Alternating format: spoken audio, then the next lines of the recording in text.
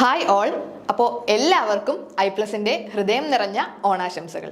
അപ്പോൾ നമുക്ക് നേരെ ഡിസ്കഷനിലേക്ക് പോകാം അല്ലേ. ഓണമാണെങ്കിലും നമ്മൾക്ക് അതിനോടൊപ്പം തന്നെ നമ്മളുടെ പഠനവും കൊണ്ടുപോകണം. അപ്പോൾ നമുക്ക് നേരെ കൊമേഴ്സിന്റെ കുറച്ച് ക്വസ്റ്റ്യൻസ് ഒന്ന് ഡിസ്കസ് ചെയ്താലോ? ഓക്കെ. സോ പ്രീവിയസ് ഇയേഴ്സിലൊക്കെ ചോദിച്ചിട്ടുള്ള, അതുപോലെ നെറ്റിനും സെറ്റിനും ഒക്കെ ചോദിച്ചിട്ടുള്ള കുറച്ച് ക്വസ്റ്റ്യൻസ് ആണ് നമ്മൾ ഇന്ന് ഡിസ്കസ് ചെയ്യുന്നത്. സോ നമ്മളുടെ കൊമേഴ്സിന്റെ എല്ലാ ഏരിയാസിൽ നിന്നുമുള്ള ക്വസ്റ്റ്യൻസ് നമ്മൾ കവർ ചെയ്തിട്ടുണ്ട്. അപ്പോൾ നമുക്ക് ഫസ്റ്റ് ക്വസ്റ്റ്യൻ നോക്കാം. ഒരു അസേർഷൻ റീസണിങ് ആണ് ചോദിച്ചിട്ടുള്ളത് അല്ലേ. സോ അസേർഷൻ എന്താണ്?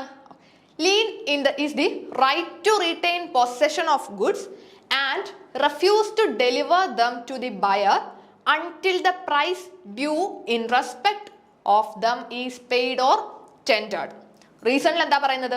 An unpaid seller in possession of goods sold is entitled to exercise his lien on the goods where the goods have been sold without any stipulation as to credit. അപ്പോൾ ഈ ഒരു അസോർഷൻ റീസണിന്റെ options നമുക്ക് already അറിയാമല്ലേ. ഈ ഒരു രീതിയിലായിരിക്കും നമുക്ക് എക്സാംസിന് വരുന്നത്. Both A and R R correct and R is the correct explanation of A. അതുപോലെ തന്നെ വരുന്നുണ്ട് both A and R are correct but R is not the correct explanation of A. Then A is true but R is false. A is false but R is true. അപ്പോൾ നമുക്ക് നോക്കാമല്ലേ ഈ ഒരു ക്വസ്റ്റ്യനെ പറ്റിയിട്ട്. Lean എന്ന് പറഞ്ഞാൽ എന്താണ്? നമ്മൾ കോൺട്രാക്റ്റിലൊക്കെ നോക്കുമ്പോൾ അല്ലെങ്കിൽ നമ്മുടെ ലോയിൽ നോക്കുമ്പോൾ ലീൻ എന്ന് പറയുന്നത് എന്താണ്? Right to retain the possession എന്നാണ് ഉദ്ദേശിക്കുന്നത്. Right to retain the possession. ആ ഒരു ഗുഡ്സിന്റെ പൊസഷൻ നമ്മുടെ കയ്യിൽ തന്നെ വെക്കാനുള്ള അവകാശമാണ് നമ്മൾ ലീൻ എന്ന് പറയുന്നത്. So lien is the right to retain possession of goods and refuse to deliver them. നമ്മൾക്ക് ഈ ഒരു അൺപെയ്ഡ് സെല്ലറിനെ പറ്റിയിട്ടാണ് ഇവിടെ പറയുന്നത്. ആരാണ് അൺപെയ്ഡ് സെല്ലർ? നമ്മളൊരു ഗുഡ്സ് വിറ്റു അല്ലേ. ഗുഡ്സ് വിറ്റിട്ട് അതിന്റെ പൈസ, സെയിൽ പ്രൈസ് നമുക്ക് ഇതുവരെ കിട്ടിയിട്ടില്ലെങ്കിൽ ആ ആളെ നമുക്ക് എന്ത് പറയാം? ആ പൈസ കിട്ടിയിട്ടില്ലാത്ത ആ ഒരു സെല്ലറിനെ അൺപെയ്ഡ് സെല്ലർ എന്ന് പറയാം. അപ്പൊ ഇവിടെ ലീൻ എന്ന് പറയുന്നത് എന്താണ്? Right to retain the possession of goods and refuse to deliver them to the buyer until the price due in respect of them is paid. Price കിട്ടുന്നത് വരെ ആ ഒരു ഗുഡ്സിന്റെ പൊസഷൻ ആ ഒരു സെല്ലറുടെ കയ്യിൽ തന്നെ വെക്കാനുള്ള റൈറ്റ് ആണ് ലീൻ എന്ന് പറയുന്നത്. അസേർഷൻ എ കറക്റ്റ് ആണ് അല്ലേ. എ കറക്റ്റ് ആണ്. ഇനി ബി എന്ന് പറയുന്നത് അല്ലെങ്കിൽ റീസൺ എന്താണ് പറയുന്നത്?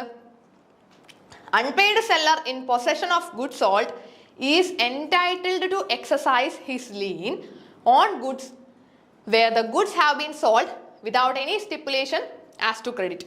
ഒരു അൺപെയ്ഡ് സെല്ലർക്ക് ഈ ഒരു ലീൻ എക്സസൈസ് ചെയ്യണമെങ്കിൽ, ആ ഒരു റൈറ്റ് കിട്ടണമെങ്കിൽ, അതായത് ഈ ഒരു ഗുഡ്സിന്റെ പൊസഷൻ റീറ്റെയിൻ ചെയ്യാനുള്ള റൈറ്റ് കിട്ടണമെങ്കിൽ ആ ഗുഡ്സ് എങ്ങനെ ആയിരിക്കണം വിറ്റത്?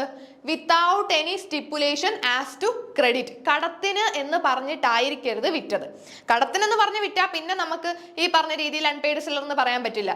പക്ഷെ ആ ഒരു കടത്തിന് വിറ്റിട്ട് ആ ഒരു ക്രെഡിറ്റ് ടേം എക്സ്പയർ ചെയ്ത് കഴിഞ്ഞാൽ നമുക്ക് അൺപെയ്ഡ് സെല്ലർ എന്ന് പറയാം.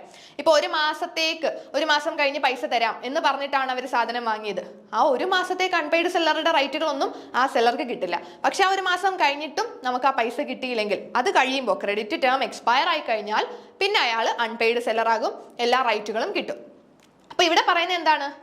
അൺപെയ്ഡ് സെല്ലർക്ക് ഈ പറഞ്ഞിരിക്കുന്ന ലീൻ എന്ന് പറഞ്ഞൊരു റൈറ്റ്, അതായത് റീറ്റെയിൻ ദ പൊസഷൻ, ആ ഒരു റൈറ്റ് കിട്ടണമെങ്കിൽ എന്ത് വേണം?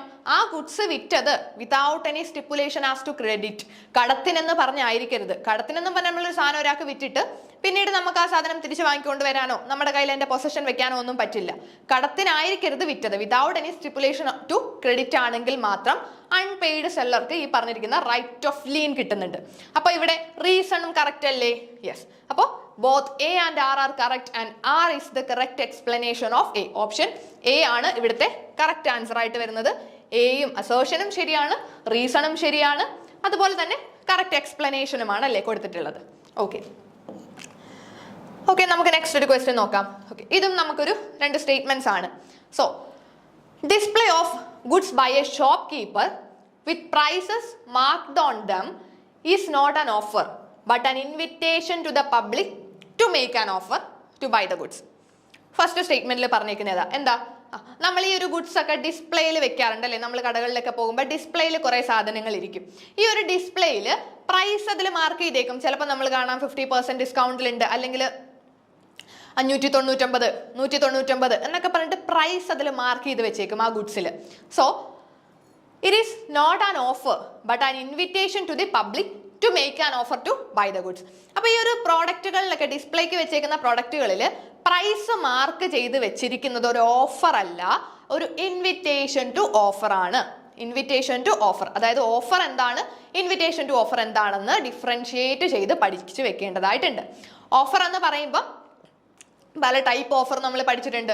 ജനറൽ ഓഫറും സ്പെസിഫിക് ഓഫറും സ്റ്റാൻഡിങ് ഓഫറും അങ്ങനെ പല പല ടൈപ്പ് ഓഫേഴ്സ് നമ്മൾ പഠിച്ചിട്ടുണ്ട് അല്ലെ. ഓഫറുകളെല്ലാം ടൈപ്സും കൂടി പഠിച്ചു വെച്ചേക്കുക. അപ്പോൾ ഇവിടെ പറഞ്ഞേക്കുന്നത് ഈ ഒരു ഡിസ്പ്ലേയിൽ വെച്ച പ്രൊഡക്റ്റുകളിൽ പ്രൈസ് മാർക്ക് ചെയ്ത് വെച്ചേക്കുന്നത് ഒരു ഓഫർ അല്ല. അതായത് ആ കമ്പനി അല്ലെങ്കിൽ നമ്മൾ റോഡിൽ കൂടെ നടന്നു പോകുമ്പോൾ കടയിൽ ഇങ്ങനെ ഡിസ്പ്ലേയിൽ സാധനങ്ങൾ വെച്ചിരിക്കും അല്ലേ. അപ്പോൾ ഡിസ്പ്ലേയിൽ വെച്ചേക്കുന്ന ഒരു പ്രൊഡക്റ്റിൽ പ്രൈസ് ഇങ്ങനെ എഴുതി വെച്ചേക്കും.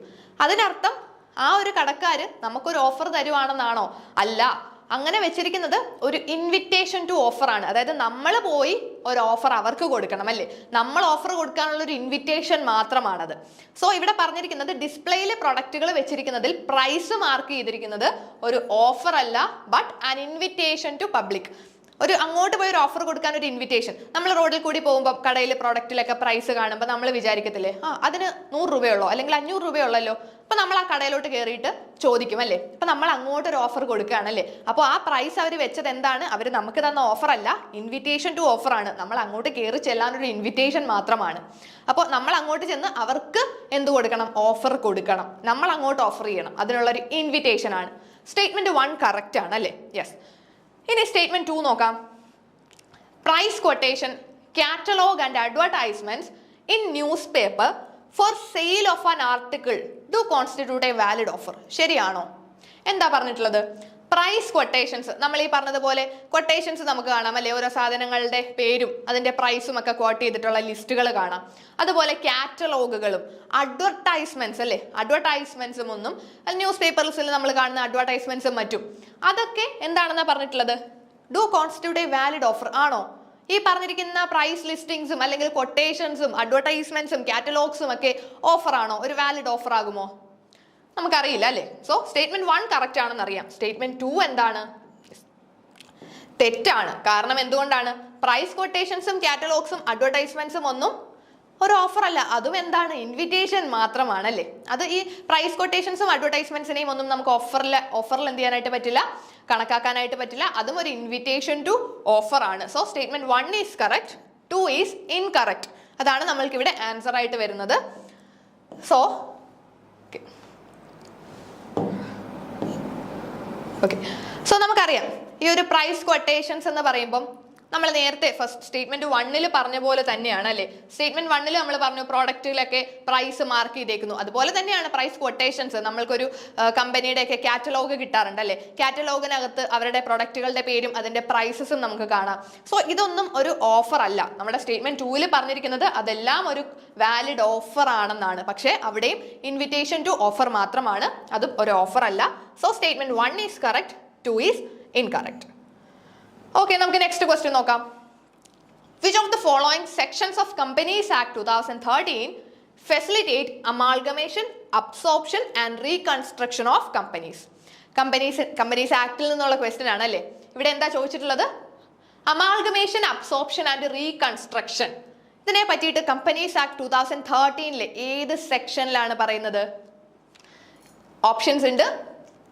319, 320, 410, 502. ഇതിൽ ഏത് സെക്ഷൻ ആണ്? Option A 319. 319 നമ്മളുടെ കമ്പനീസ് ആക്ടിന്റെ സെക്ഷൻ 319 പറയുന്നതാണ് amalgamation, absorption and reconstruction of companies. അങ്ങനെയാണെങ്കിൽ ബാക്കി സെക്ഷൻസ് ഒക്കെ എന്താണ് കോൺസ്റ്റിറ്റ്യൂട്ട് ചെയ്യുന്നത്? നമുക്ക് അതും കൂടി ഒന്ന് നോക്കി പോകാം. സെക്ഷൻ 320 പറയുന്നത് distribution of property of the കമ്പനിയെ പറ്റി, കമ്പനിയുടെ പ്രോപ്പർട്ടി ഡിസ്ട്രിബ്യൂഷനെ പറ്റിയിട്ടാണ്. അതുപോലെ തന്നെ സെക്ഷൻ 410 പറയുന്നത് national company law appellate tribunal NCLAT പറ്റിയിട്ടുള്ള കാര്യങ്ങളാണ് സെക്ഷൻ 420 പറയുന്നത്. Then section 502 appointment of liquidator, ലിക്വിഡേറ്ററിന്റെ അപ്പോയിന്റ്മെന്റ്സിനെ പറ്റിയിട്ടുള്ള കാര്യങ്ങളാണ് സെക്ഷൻ 502 പറയുന്നത്. സോ ഇത് നിങ്ങൾ പ്രോപ്പർ ആയിട്ട് ഈ സെക്ഷൻസ് ഒന്ന് പഠിച്ചു വെച്ചേക്കണം. ഓക്കെ, നമുക്ക് നെക്സ്റ്റ് ക്വസ്റ്റ്യൻ നോക്കാം. ഇവിടെയും നമുക്കൊരു അസേർഷൻ റീസണിങ് ആണ്. Given below two statements, one is labeled as assertion and the other is labeled as a reason. Assertion എന്താണ്? Cross listing can potentially increase the stock price and lower the cost of capital. Cross listing നെ പറ്റിയിട്ടാണ്. അതായത് cross listing എന്ന് പറയുന്നത് stock price increase ചെയ്യുന്നുണ്ട്, cost of capital കുറയ്ക്കുമെന്നാണ് assertion പറയുന്നത്. Reason എന്താണ്? Cross listing facilitate wider stock ownership and expands investor base for a firm stock. അതായത് ഈ ഒരു സ്റ്റോക്ക് ഓണർഷിപ്പ് കുറച്ചും കൂടി വൈഡർ ആക്കാനും അതുപോലെ തന്നെ ഇൻവെസ്റ്റർ ബേസ്, നമ്മൾ ഈ പറഞ്ഞതുപോലെ തന്നെയാണ്, ഇൻവെസ്റ്റർ ബേസ് കുറച്ചും കൂടി വൈഡൻ ആക്കാനും ഒക്കെ ഈ ഒരു ക്രോസ് ലിസ്റ്റിംഗ് ഹെൽപ്പ് ചെയ്യുന്നുണ്ട്. അതാണ് നമ്മളുടെ റീസണിലും പറഞ്ഞിട്ടുള്ളത്. ക്രോസ് ലിസ്റ്റിംഗ് എന്താണ് എന്നറിയില്ലെങ്കിൽ അതും കൂടി ഒന്ന് നോക്കി വെച്ചേക്കുക. ഇവിടെ നമുക്ക് ശരിയാണല്ലേ, ഓപ്ഷൻ എ ആണ് കറക്റ്റ് ആയിട്ട് വരുന്നത്. അതായത് both assertion and reason are correct, then R it's the correct explanation of A. Cross listing എന്ന് പറയുന്നത് നമ്മളുടെ സ്റ്റോക്ക് പ്രൈസ് ഇൻക്രീസ് ചെയ്യാനും അതുപോലെ തന്നെ കോസ്റ്റ് ഓഫ് ക്യാപിറ്റൽ കുറയ്ക്കാനും ഒക്കെ ഹെൽപ്പ് ചെയ്യുന്നുണ്ട്. ബിക്കോസ് ക്രോസ് ലിസ്റ്റിംഗ് എന്ന് പറയുന്നത് നമ്മളുടെ ഓണർഷിപ്പ് ഒന്ന് വൈഡൻ ആക്കാൻ അതുപോലെ തന്നെ ഇൻവെസ്റ്റർ ബേസ് എക്സ്പാൻഡ് ചെയ്യാനും ഹെൽപ്പ് ചെയ്യുന്നുണ്ട്. സോ ഇവിടെ നമ്മൾക്ക് രണ്ട് സ്റ്റേറ്റ്മെന്റ്സും കറക്റ്റ് ആണ്. സോ ക്രോസ് ലിസ്റ്റിംഗ് എന്ന് പറഞ്ഞാൽ എന്താണ്? Strategic financial move that allow companies to expand their investor base and enhance liquidity by listing their share on multiple stock exchange. അവിടെയാണ് ശ്രദ്ധിക്കേണ്ടത്. ക്രോസ് ലിസ്റ്റിംഗ് എന്ന് പറഞ്ഞാൽ എന്താണ്?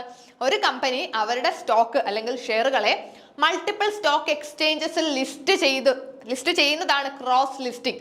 സോ ഇങ്ങനെ ലിസ്റ്റ് ചെയ്യുന്നത് വഴി അവരുടെ ഒരു ഇൻവെസ്റ്റർ ബേസ് എക്സ്പാൻഡ് ചെയ്യാനും ലിക്വിഡിറ്റി എൻഹാൻസ് ചെയ്യാനും ഒക്കെ ഹെൽപ്ഫുൾ ആയിരിക്കും. So advantages to cross listing include having share in multiple time zone, boosting liquidity and providing access to fresh capital. അപ്പോൾ ക്രോസ് ലിസ്റ്റിംഗ് എന്താണെന്നൊന്ന് പ്രോപ്പറായിട്ട് നോക്കി വെച്ചേക്കാം. ഓക്കെ, നമുക്ക് നെക്സ്റ്റ് ഒരു ക്വസ്റ്റ്യൻ നോക്കാം. What is leverage? എന്താണ് ലിവറേജ്? ലിവറേജിനെ പറ്റിയിട്ടൊക്കെ ഓൾറെഡി നിങ്ങൾ ഒരുപാട് പഠിച്ചു വെച്ചിട്ടുണ്ടായിരിക്കും അല്ലേ? ലിവറേജ് എന്ന് പറയുന്നൊരു ടേം നമ്മൾ ഫിനാൻഷ്യൽ മാനേജ്മെന്റിലും ക്യാപിറ്റൽ ബജറ്റിങ്ങിലും ക്യാപിറ്റൽ സ്ട്രക്ചറിലും ഒരു തിയറീസിലും ഒക്കെ നമ്മൾ ഒരുപാട് ഉപയോഗിക്കുന്നതാണല്ലേ ലിവറേജിനെ പറ്റിയിട്ട്. So the concept of leverage state that till a certain point debt is not considered to be full-fledged liability. നമ്മളുടെ ഓപ്ഷൻ എയിൽ ലിവറേജിനെ പറ്റിയിട്ട് പറയുന്നതാണ്. ദെൻ ഓപ്ഷൻ ബി ഒന്ന് വായിച്ചു നോക്കാം. Leverage is referred to as particular technique that is set to use debt instead of fresh equity in the process of purchasing an asset. ഒരു asset purchase ചെയ്യുന്ന സമയത്ത് നമ്മൾ ഇക്വിറ്റിക്ക് പകരം ഡെറ്റ് യൂസ് ചെയ്യുന്നതിനെയാണ് ലിവറേജ് എന്ന് പറയുന്നത് എന്നാണ് ഓപ്ഷൻ ബിയിൽ പറയുന്നത്. ദെൻ സി എന്താണ്? Leverage is the increase in revenue per share for relation. ആണോ? ലിവറേജ് എന്ന് പറഞ്ഞാൽ increase in revenue per share ആണോ? അല്ല, നമ്മൾ ലിവറേജിനെ പറ്റി അങ്ങനെയൊന്നും അല്ലേ പഠിച്ചിട്ടുള്ളത്. Then option D, leverage is use to portray an ideal situation in case of a capital structure. ഈ ഒരു ഓപ്ഷൻസ് വായിച്ചു നോക്കുമ്പോൾ നമുക്ക് ഏറ്റവും സ്യൂട്ടബിൾ ആയിട്ട് ഏതാണ് തോന്നുന്നത്? Of course, option B ആണല്ലേ. Leverage is referred to as a particular technique that's set to use debt instead of fresh equity. Leverage എന്ന് പറഞ്ഞാൽ നമ്മളുടെ ടോട്ടൽ ക്യാപിറ്റൽ സ്ട്രക്ചറിലുള്ള ഡെറ്റ് പോർഷനെ ആണല്ലേ നമ്മൾ ലിവറേജിൽ കൊണ്ട് ഉദ്ദേശിക്കുന്നത്. സോ ഇവിടെ നമ്മളൊരു അസറ്റ് പർച്ചേസ് ചെയ്യുന്ന സമയത്ത് ഇക്വിറ്റി ഷെയറുകൾ അല്ലെങ്കിൽ ഫ്രഷ് ഇക്വിറ്റി യൂസ് ചെയ്യാതെ നമുക്ക് എന്ത് ചെയ്യാം? ലിവറേജ്, അതായത് ഡെറ്റ് ക്യാപിറ്റൽ യൂസ് ചെയ്യുന്നതിനെയാണ് ഈ ഒരു ലിവറേജ് എന്നൊരു ടേം കൊണ്ട് ഉദ്ദേശിക്കുന്നത്. ഓക്കെ, സോ നമ്മൾ ഇത്രയും ക്വസ്റ്റ്യൻസും നമ്മളുടെ കഴിഞ്ഞ വർഷങ്ങളിലായിട്ട് ചോദിച്ച പ്രീവിയസ് ഇയറിൽ നിന്നുള്ള ക്വസ്റ്റ്യൻസ് ആണ് നമ്മൾ ആഡ് ചെയ്തിട്ടുള്ളത്. സോ നിങ്ങൾ ഒന്നും കൂടി പ്രോപ്പറായിട്ട് പഠിക്കുക. ഓണമാണ്, ഓണത്തിൻ്റെ ആഘോഷങ്ങൾക്കൊപ്പം പഠിത്തവും നിങ്ങൾ മറക്കണ്ട. സോ എല്ലാവർക്കും ഒന്നും കൂടി all the best. Thank you.